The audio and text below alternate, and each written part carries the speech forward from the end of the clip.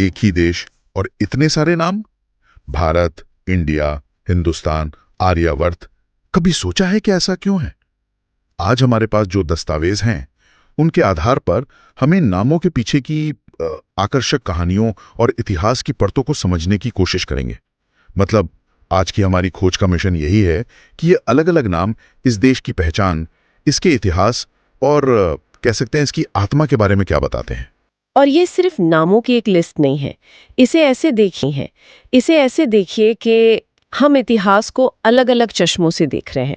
कुछ नाम यहाँ के लोगों ने खुद को दिए, जो उनकी अपनी कहानियों से निकले, और कुछ नाम बाहर से आए यात्रियों, व्यापारियों और शासकों ने दिए, जो उनके नजरिए को दिखाते हैं। हर नाम एक अलग युग, एक अलग सोच को अपने अंदर समेटे हुए है। आज हम यही समझने की कोशिश करेंगे कि भूगोल, भाषा और संस्कृति ने इन नामों को कैसे घड़ा। तो चलिए इस गुत्थी को सुलझाते हैं। सबसे पहले सबसे जाने पहचाने और शायद सबसे खाते हैं सबसे पहले सबसे जाने पहचाने और शायद सबसे भावनात्मक नाम भारत पर ध्यान देते हैं। हमारे सामने जो दस्तावेज हैं वो इसकी दो अलग अलग जड़ों की तरफ इशारा करते हैं। एक तो है पौराणिक कहानी। हाँ, महाभारत वाली। बिल्कुल, महान सम्राट राजा भरत से जुड़ी हुई। कहा जाता है कि उनका साम्राज्य इतना विशाल और न्यायप्रिय था कि उनके सम्मान में इस भूमि को भारत कहा जाने लगा। बिल्कुल। और ये कहानी हमारी सांस्कृतिक चेतना का हिस्सा है। लेकिन जो दूसरी बात इन दस्तावेजों में मिलती है, वो इसे और भी मजबूत आधार देती है। ये सिर्फ एक कहानी नहीं है।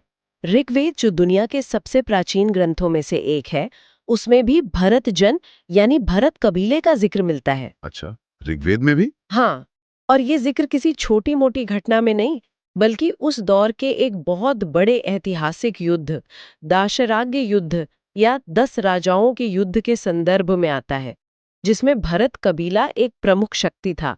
तो ये नाम सिर्फ एक महान राजा की कथा नहीं, बल्कि इतिहास के एक अहम मोड़ से भी जुड़ा है। एक मिनट, यहाँ एक दिलचस्प सवाल उठता है। क्या ये दोनों कहानियां, एक पौराणिक सम्राट भरत और दूसरा एक ऐतिहासिक भरत कबीला, आपस में टकराती नहीं है? मतलब एक आम इंसान इन दोनों को एक साथ कैसे समझे? एक कहानी लगती है, दूसरी हकीकत।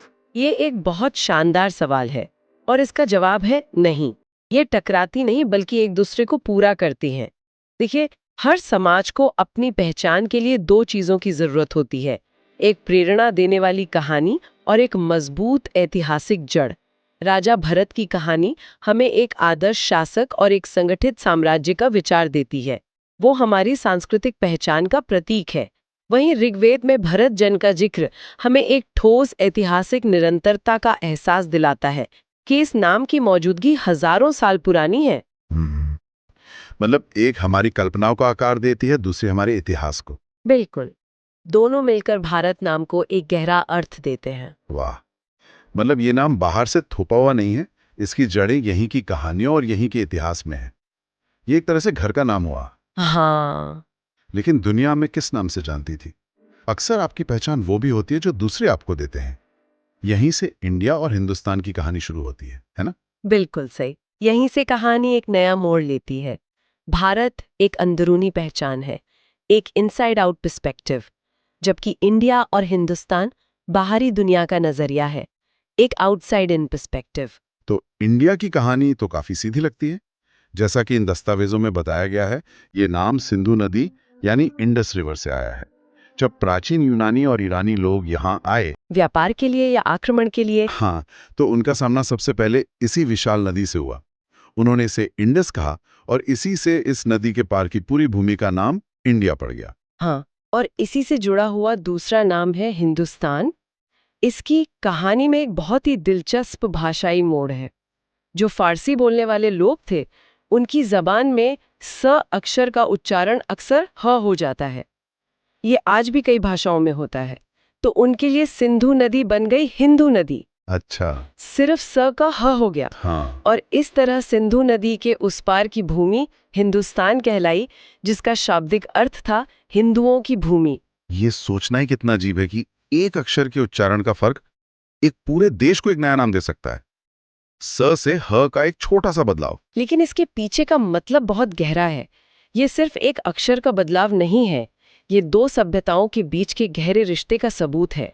ये दिखाता है कि सदियों से लोग यहाँ आ रहे थे, व्यापार कर रहे थे और इस जमीन को अपनी भाषा और नजरिए से समझने की कोशिश कर रहे थे। एक नाम महज एक लेबल नहीं होता, वो एक रिश्ता होता है। सही बात है। ये नाम इंडिया और हिंदुस्तान असल में उन प्राचीन व्यापार मार्गों और सांस्कृतिक आदान प्रदान की गूंज है। ये हमें बताते हैं कि ये भूमि कभी दुनिया से कटी भी नहीं थी, बल्कि हमेशा से वैश्विक मंच का एक सक्रिय हिस्सा रही है। ये एक बेहतरीन पॉइंट है, पर ये एक और सवाल खड़ा करता है। जब कोई और आपको नाम देता है, तो क्या वो अनजाने में आपकी पहचान को सीमित नहीं कर देता? मतलब उन्होंने हमें एक नदी के पार की भूमि के रूप में देखा, जबकि हमारी अपनी पहचान, जैसा कि भारत नाम से पता चलता है, उससे कहीं ज्यादा गहरी और सांस्कृतिक थी। निश्चित रूप से बाहरी नाम अक्सर भूगोल या किसी एक खासियत पर टिके होते हैं, जैसे कि इस मामले में सिंधु नदी, जबकि भीतरी नाम संस्कृति, इतिहास और लोगों की अपनी कहानियों से जुड़े होते हैं। और यही तो मजेदार बात है कि ये दोनों नजरिए एक साथ मौजूद हैं और इस देश की पहचान की जटिलता को और बढ़ाते हैं। चलिए अब कुछ और प्राचीन नामों की बात करते हैं जिनका जिक्र हमारे दस्तावेजों में है, जैसे जम्बूद्वीप, आर्यावर्त और भारतवर्ष। मुझे ये नाम सुनकर ऐसा लगता है जैसे ये सिर्फ भौगोलिक सीमाओं की बात नहीं कर रहे, बल्कि एक पूरी सभ्यता की भव्य अवधारणा को दर्शा रहे हैं। ये किसी देश के नाम से ज्यादा किसी आइडिया के नाम लगते हैं। आपने बिल्कुल सही पकड़ा। इन नामों का दायरा बहुत बड़ा और दार्शनिक है। जम्बूद्वीप को ही लीजिए, जिसका मतलब है जामुन के पेड़ का द्वीप। यह एक पौराणिक और बौद्ध ब्रह्मांडीय अवधारणा है।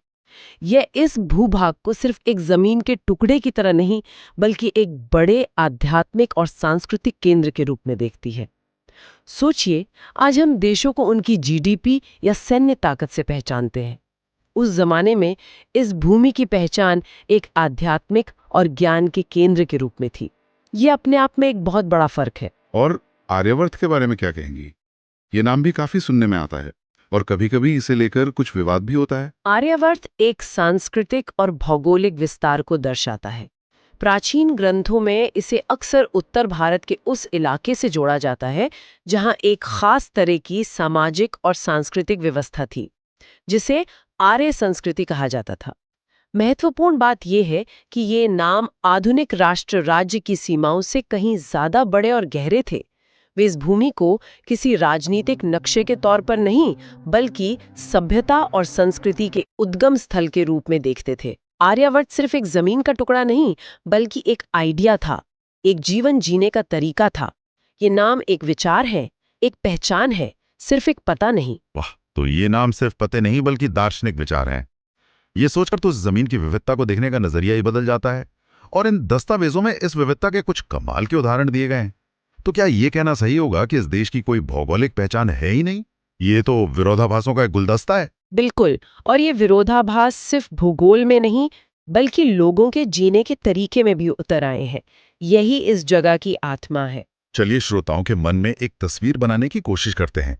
दस्तावेजों में मौसम के चरम के बारे में बताया गया है। एक तरफ है मेघालय का मौसिनराम, जो दुनिया में सबसे ज्यादा बारिश वाली जगह है, जहां नमी हवा में टंगी रहती है। और दूसरी तरफ है राजस्थान का थार रेगिस्तान, जो सचमुच रेत का एक सूखा समंदर लगता है, जहां पानी की एक एक बूंद कीमती है।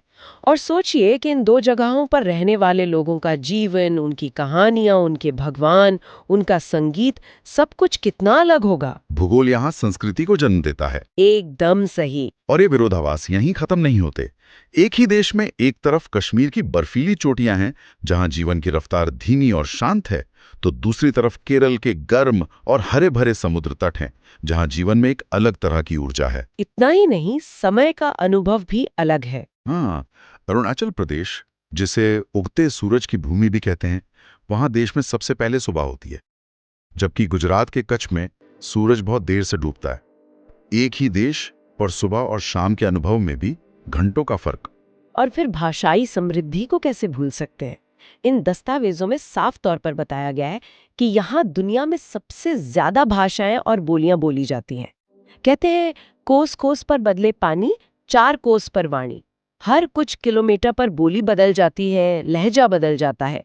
ये एक जीती जागती भाषाई विरासत है। और सिर्फ भाषा ही नहीं, ज्ञान की विरासत भी तो है। दस्तावेज हमें याद दिलाते हैं कि काशी यानी वाराणसी दुनिया के सबसे पुराने जीवित शहरों में से एक है। एक ऐसा शहर जो हजारों सालों से निरंतर आबाद है। और साथ ही नालंदा और तक्षशिला जैसे विश्व प्रसिद्ध प्राचीन विश्वविद्यालयों का जिक्र भी है। ये वो जगहें थीं जहां दुनिया भर से लोग ज्ञान हासिल करने आते थे। और यहीं आकर सारी बातें जुड़ जाती हैं। ये असाधारण विविधता ही इस बात का सबसे बड़ा प्रमाण है कि क्यों कोई एक नाम या कोई एक कहानी इस देश के पूरे सार को नहीं पकड़ सकती। और नालंदा और तक्षशिला जैसे ज्ञान केंद्रों का होना ये भी साबित करता है कि ये केवल एक भूमि नहीं थी जिसे दूसरों में आकर नाम दिया। ये अपने आप में ज्ञान, दर्शन और नवाचार का एक सक्रिय केंद्र था। यहाँ से विचार और ज्ञान दुनिया में फैले। शून्य का विचार यहीं से निकला, योग यहीं से निकला। ये एक ऐसी भूमि थी जो दुनिया को सिखा रही थी, सिर्फ दुनिया से सीख नहीं रही थी। तो इन सब का क्या मतलब निकलता है? हमने भारत की गहरी जड़ों की बात की, इंडिया और हिंदुस्तान के बाहरी नजरिए को समझा और जम्बू द्वीप जैसे नामों के पीछे की भव्य सोच को भी देखा। इन दस्तावेजों के आधार पर यह तो साफ है कि ये नाम एक दूसरे के विरोधी नहीं है, बल्कि एक लंबे और जटिल इतिहास की अलग अलग परतें हैं। भारत, इंडिया, हिंदुस्तान, हर नाम कहानी का एक अलग हिस्सा बताता है। बिल्कुल, ये ऐसा है जैसे एक ही इमारत में अलग अलग दौर की वास्तुकला की झलकियां हों। कोई भी एक शैली पूरी इमारत की कहानी नहीं बता सकती। असली पहचान शायद विविधता में एकता जैसे नारे से भी ज्यादा गहरी है। ये अलग अलग भाषाओं, पहनावे, खान पान और त्योहारों के बावजूद एक साझा एहसास है। शायद यही वो धागा है जो इन सब मोतियों को एक माला में पिरोता है। ये ऐसा है जैसे एक ही किताब के कई अध्याय हों और हर अध्याय कहानी को एक नए नजरिए से बताता है। और पूरी किताब को समझने के लिए आपको सभी अध्याय पढ़ने पड़ेंगे। आपने बहुत अच्छी उपमा दी। हर नाम अपने आप में एक कहानी है। इस भूमि के कई नाम इसकी गहरी आंतरिक जड़ों, भारत, दुनिया के साथ इसके व्यापारिक और सांस्कृतिक संबंधों, इंडिया, हिंदुस्तान और एक विशाल सभ्यता के रूप में इसकी अपनी दार्शनिक अवधारणा, जम्बू द्वीप या आर्यावर्त की कहानी कहते हैं। तो आखिर में शायद इस देश की असली पहचान किसी एक नाम में है ही नहीं। इसकी पहचान शायद इसी कश्मकश में है, अपने हजारों साल पुराने नाम भारत और दुनिया के दिए नाम इंडिया के बीच संतुलन बनाने की कोशिश में। ये एक ऐसी कहानी है जो अभी भी लिखी जा रही है। तो आज की ये चर्चा हमें दिखाती है कि कैसे नाम सिर्फ पहचान नहीं होते, बल्कि वे इतिहास, दृष्टिकोण और समय की छाप होते हैं। बिल्कुल। और ये हमें एक बहुत ही दिलचस्प सवाल पर लाकर छोड़ देता है। आज हमने देखा कि कैसे हजारों सालों में इस भूमि को अलग अलग नाम मिले और हर नाम ने उस दौर की कहानी बताई। तो ये सोचना दिलचस्प होगा कि आज से 1000 साल बाद जब इतिहासकार हमारे दौर को देखेंगे तो इस भूमि का क्या नाम